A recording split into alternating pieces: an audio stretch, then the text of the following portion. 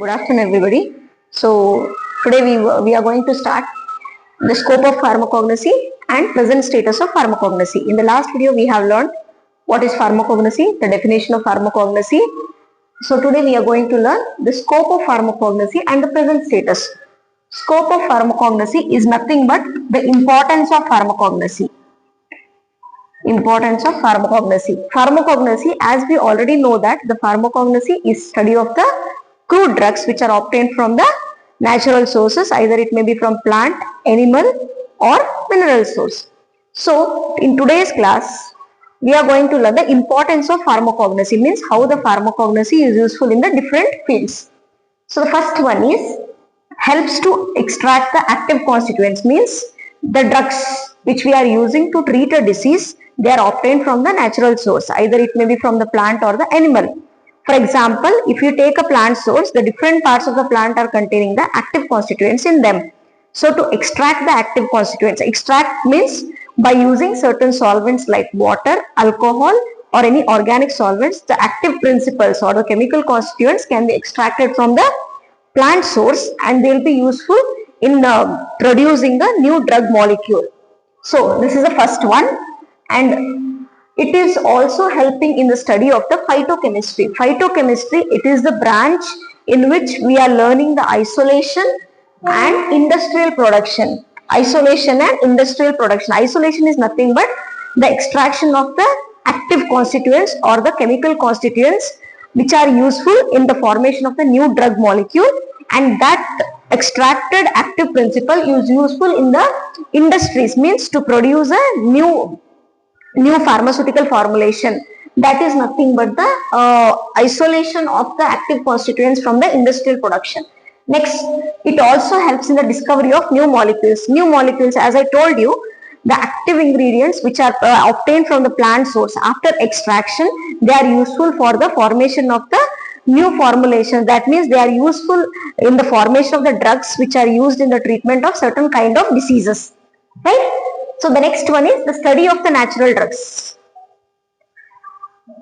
Study of the natural drugs, that means it is used in the study means from which source it is obtained, either it is obtained from the plant source, animal source or the mineral source. For example, if you see, we are getting many of the active principles from the plant source. For example, we are collecting the active principles from the seeds and we are collecting the active principles from the leaves.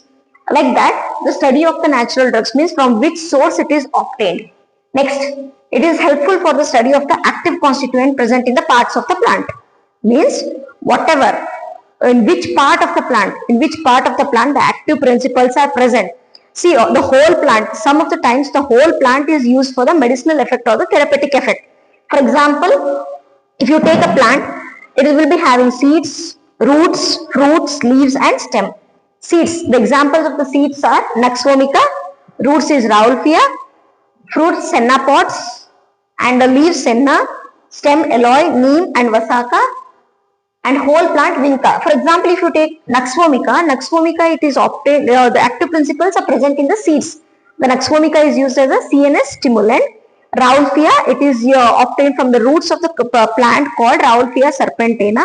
It is used as an antihypertensive. The drug means the drug which is used to lower the leaves and fruits. Senna is used as a laxative. Laxative means the drugs which are used in the treatment of constipation. Constipation is nothing but to evacuate the hard formed stools, right?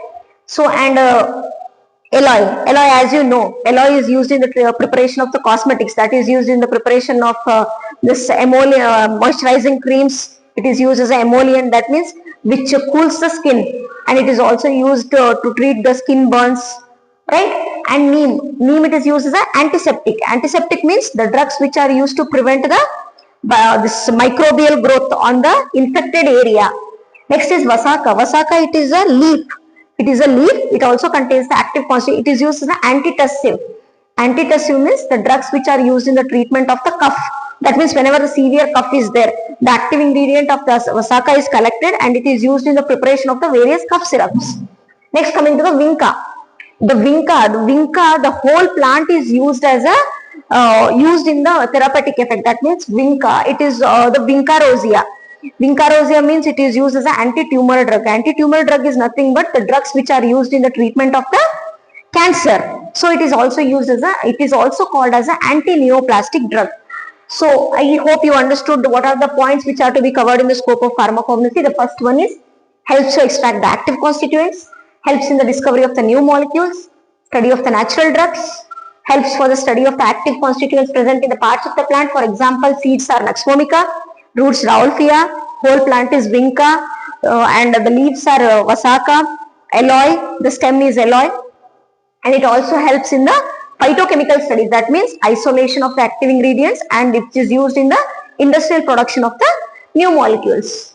So next, the present status of pharmacognosy. Present status means how is the pharmacognosy useful in the different fields of the pharmacy.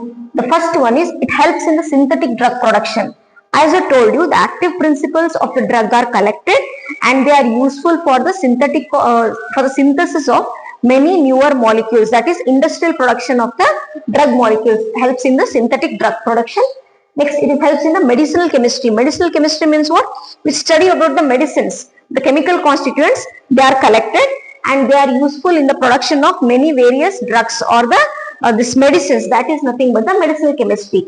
Next, the pharmacognosy, it is also related with the pharmacology. First, I want to tell you what is pharmacology. Pharmacology, it is a branch of pharmacy which deals with the drugs, its adverse effects. Adverse effects means whenever the drug is taken, if any side effect is occurring in the human body, that is nothing but the adverse effects or the toxic effect or the harmful effects. So the pharmacology, the pharmacognosy is again related to the pharmacology.